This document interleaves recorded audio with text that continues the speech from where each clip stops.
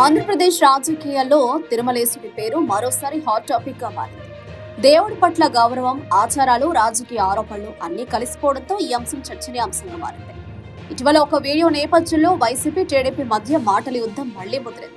తిరుమలేశుడి ఫోటోను పట్టుకుని పూజ నిర్వహించిన సందర్భంలో టీడీపీ అధినేత చంద్రబాబు నాయుడు సహా పలువురు నేతలు బూట్లు, చెప్పులు వేసుకుని ఉన్నారని వైసీపీ సోషల్ మీడియా ఆరోపణలు చేస్తోంది.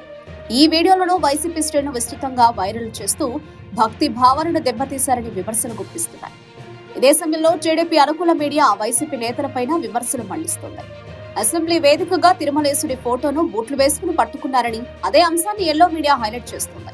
దీంతో రెండు పార్టీల మధ్య ఆరోపణలు, ప్రతారోపణలు వేగంగా పుంజుకున్నాయి. వైసీపీ నేతలు మాత్రం దేవుడి ముందు కనీస గౌరవం కూడా చూపని వారిని ప్రజలు గమనిస్తున్నారు అని మండిపడుతున్నారు. దేవుడి ముందు బూట్లు తీయించడం మాత్రమే కాదు, ఈ విషయంపై నిజాలు బయటపెడతామని వారు హెచ్చరిస్తున్నారు. ఇదిలా ఉంటే రాజకీయ విశ్లేషకులు మాత్రం ఈ అంశాన్ని వేరే కోణంలో చూస్తున్నారు.